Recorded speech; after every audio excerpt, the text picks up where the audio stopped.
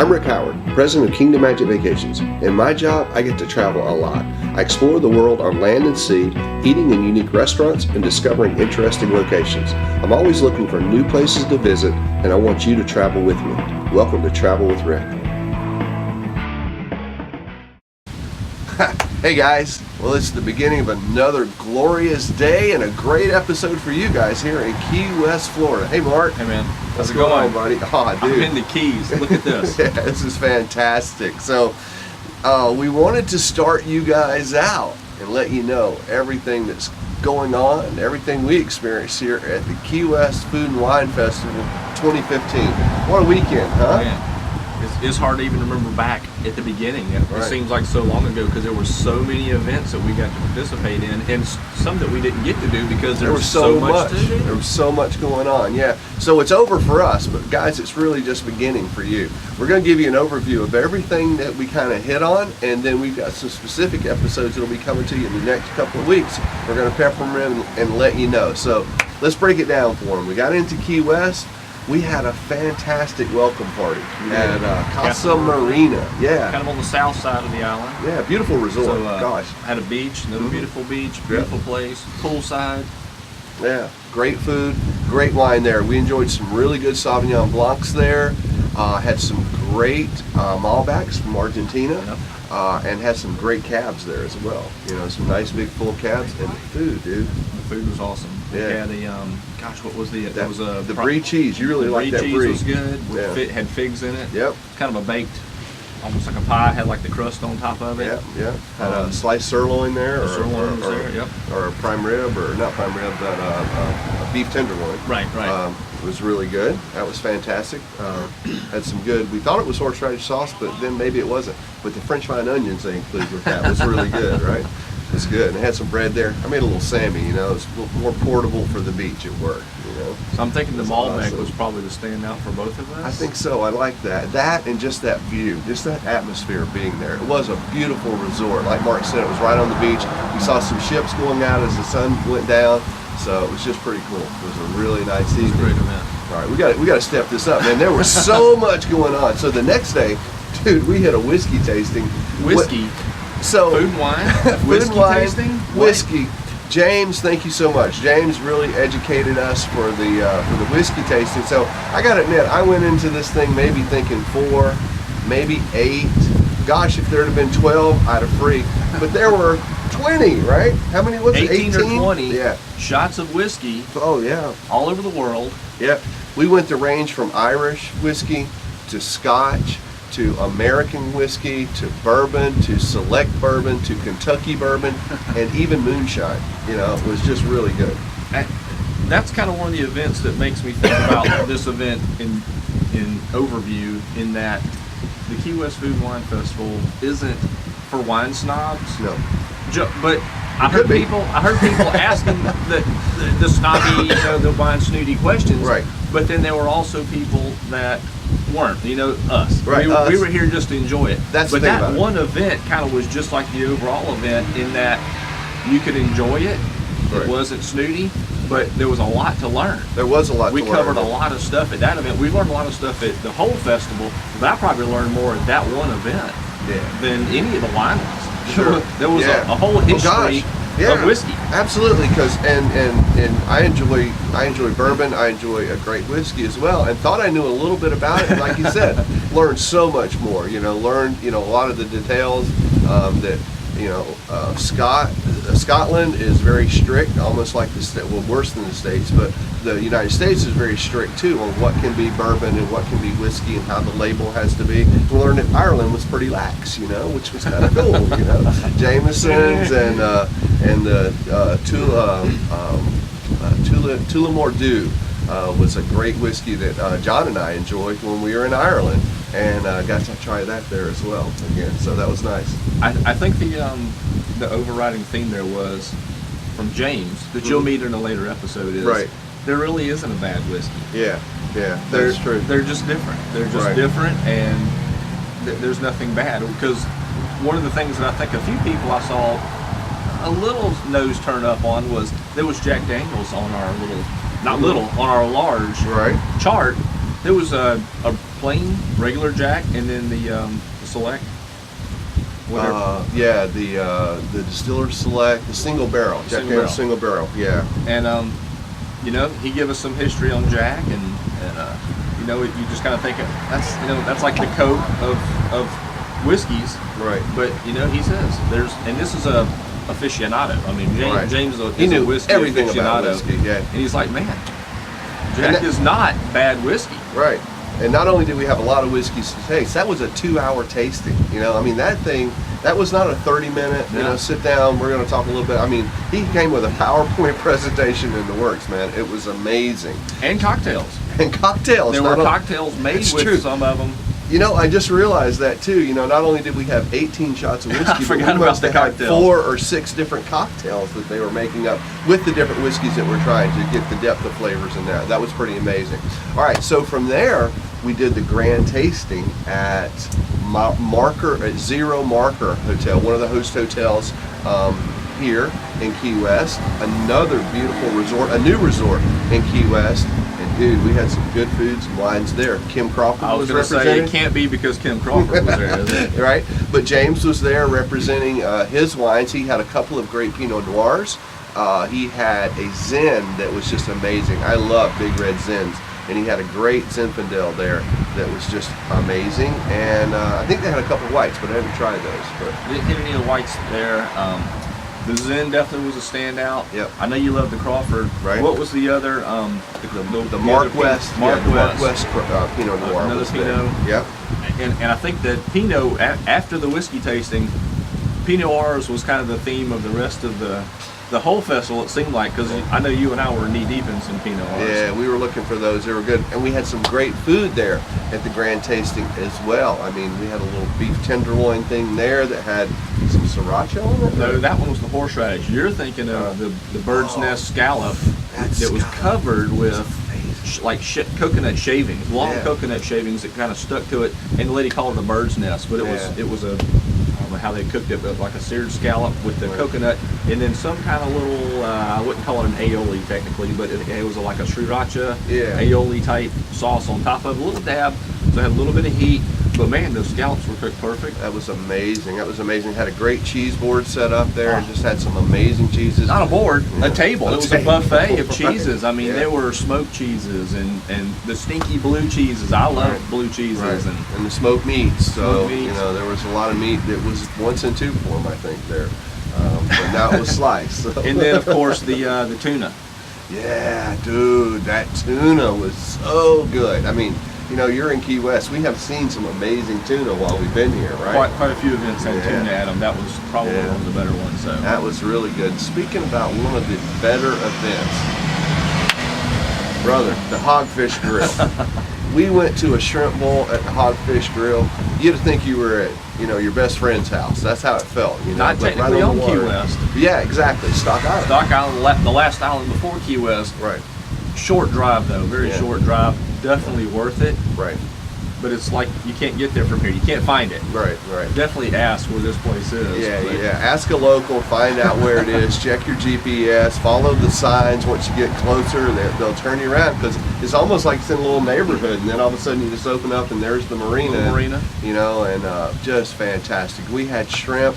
We had those big, famous Key West pink shrimp that were just amazing with the head on them. Head on, pink shrimp, lobster tail. Yeah, it was lobster good. tail. Because we back home in Georgia, we call that a low country boil. Right. They just call it a shrimp boil here. Right. We don't put lobster in ours though. No, so that was a. But we had the corn and the red potatoes and the sausage. That was amazing. Started out with a fantastic shrimp and lobster ceviche. That was just really, really good. The ceviche was good. One of our appetizers. And the coconut shrimp were awesome. Yeah, right on. Yeah, that was really good. So I want to give a big shout out and thank you to Bobby and everybody over at the Hogfish Grill. They really took care of us there. That was an amazing day. Had some good wines there, some nice Pinots. More Pinots. To go with that. And a Pinot Grigio. I did switch at the end there. Probably the only time I switched to the Pinot Grigio there. Right. It was a wonderful day. We had seafood on our table. Right. It just seemed wrong to not have a white. Yeah. So yeah, it worked. The Pinots were cool. Yeah, I had a little of that Pinot as well. Went well with the low country boil, the shrimp boil. good. You know, and again, another shout out to Hogfish Grill, because it is one of our favorite restaurants here. You know, we just love it. Whether they're having a shrimp bowl or not, I'm still going to be wanting to go over there and grab a hogfish sandwich from the Hogfish. I mean, you know, if you call yourself, you know, the Ribeye Steak Grill, you know what you're going to be having, right? And if you call your restaurant the Hogfish Grill, you know what you should have there. You just do, you know. Gonna have to head back there and try one of those. Got to. As a matter of fact, Bobby invited us back, you know, so we're looking forward to sit down with him and find out what a hogfish sandwich really is. We're gonna take one of them apart. We're gonna look at it. And we're gonna eat that boy up. You can bet on that. It's gonna be good. And then we came back to town for some cheeseburger in paradise, bro. Well, we also hit the Santa Barbara before the cheeseburger. We had the Santa Barbara. If you are the Santa Barbara County wine tasting, again, some more lessons to learn for the people that you know consider yourself a wine snob. Right. Those were the type of events that you were there to learn about stuff, because there were 3 vineyards here from Santa Barbara. You know, I think the thing there that they just really pounded was that they were different in that part of California because of where they're situated, the climate, their climate, winds and all that. So they kind of went over a lot of that stuff about why their region of California is different from the Napa region and all that. Right. Excellent wines. And then what you were just mentioning, that later that night, they were back at the Cheeseburger in Paradise event. They were. This is Key West. Right. We're not going to put any quotes on that, but we ate cheeseburgers in Paradise and we drank Cheeseburger wine. cheeseburger wine. A wine that is designed, made, brewed. You don't brew wine, distilled, created. This wine was designed to go specifically with cheeseburger. I mean, that was what it was. It's a family winery where the daughter and the dad designed this wine because they love cheeseburgers, and they wanted to make a wine that paired perfectly with a cheeseburger. And I think they're pretty spot on, man. The 3 wineries that were there from Santa Barbara, they were there like as part of a judging, but the cheeseburger wine was not. She was not there to be judged, but she was the last one there serving wines when the other ones were gone. Right. The cheeseburger wine was still passing out. There were people still enjoying the cheeseburger wine. Yeah, and if I had to be her judge, I would have rated her highly, man. I would have. Excellent Her wine was really, really good. And from there, we went to one of the biggest events for the whole thing. One that we'll be bringing you an episode on for sure. Last Chef Standing, Key West. You know? We actually were witness to like the last segment. It's been a month-long event from early January, like every weekend. And it's kind of a cross between Chopped and Last Comic Standing. Right. And so they had 2 chefs compete each week and knock one out, and then in the end there was the 4 chefs. We're going to bring you that episode later. Right. Good friend of ours, John Jaworski, was one of the judges. Yeah. So that was pretty sweet. Take a look at some of the crazy ingredients that they had there for for the last event. Right. Right, yeah, snails, and John wasn't a fan of snails going into that. So snails, kale, and chocolate, and gosh, there was one popcorn. Popcorn. Right, there you go. So, what would you basket. make? Think about that. Leave me in the comments if you had popcorn, kale, snails, and chocolate. What would you cook up? I'd love to hear your response to That'll that. be an episode later. So yeah, we'll be bringing you that in length and actually getting to talk to John about the judging process and what was going on and what he was thinking while he was eating those snails. Before and after, because we ran into him at one of the local hangouts here in Key West. So Mark, guys, a gorgeous day. It's not over. The last event we're getting ready to head to is pizza and prosecco. Nice. Wine, the little pizza. Brunch, a 10 o'clock deal. It's now about 9:45. We've got to be wrapping this up and heading there, and then it's back to the mainland for us, bro. Oh, nobody's going to serve us wine tomorrow. Let me check my calendar here. Let me check the schedule of events. For Monday. Nope. No cheeseburger in Paradise tomorrow. Well, maybe in Vero Beach I can find a cheeseburger, and I call home Paradise. That's I know right. You call Savannah Paradise. So wherever you go, there you are. We got our own versions of Paradise, just like you do. So guys, I can't tell you all, but for the next couple of weeks, we've got several episodes to bring you. We're going to be letting you know more about the Last Chef Standing. We're going to take you to that shrimp bowl at Hogfish Grill for sure.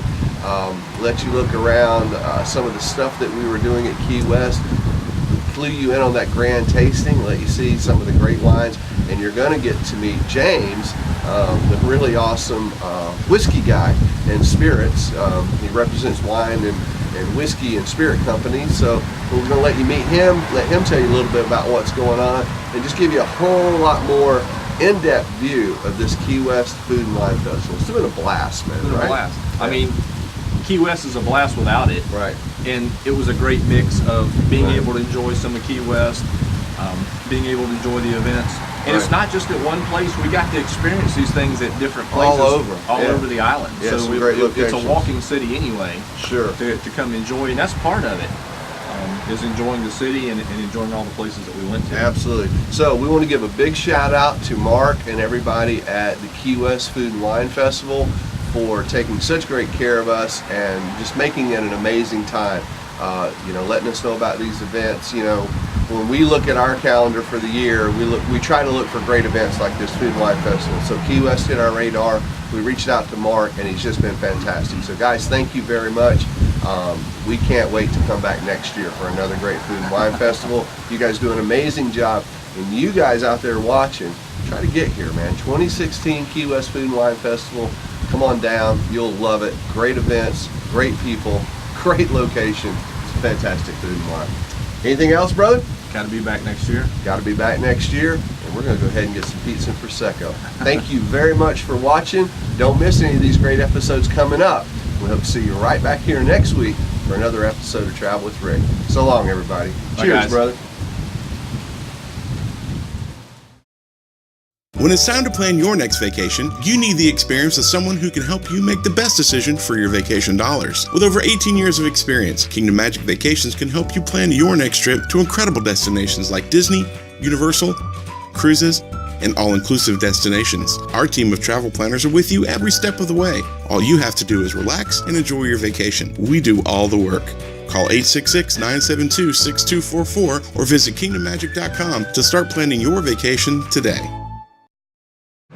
Hey guys, coming to you from a blustery day here in Cozumel, Mexico. Check out these two beautiful Royal Caribbean ships, the Liberty and the Brilliance of the Seas. They're incredible, and this is an incredible port. I want to take a few minutes and just thank you for watching this week's show. Remind you to drop your email address up there in our box. That'll get you signed up for our updates. So every time we put something new here on the blog, you'll be the first to know about it. You'll get a notification in your email. That way you won't miss a thing. If you want to keep up with what's really going on at Travel with Rick, check us out over on Facebook.com/Travel with Rick. That's our Facebook page. That's where we post our question of the week, and that's where you can interact with us, find out where we're going, what we're doing, what we like, and you can also check out other Travel with Rick friends over there as well. And speaking of checking us out, if you're on YouTube or iTunes, yep, we've got channels for you over there as well. Listen, you never know where we're going to be next. We could be in some blustery port like this, or who knows. So check us out right back here next week. Find out for yourself. I look forward to seeing you right back here. So long, everybody.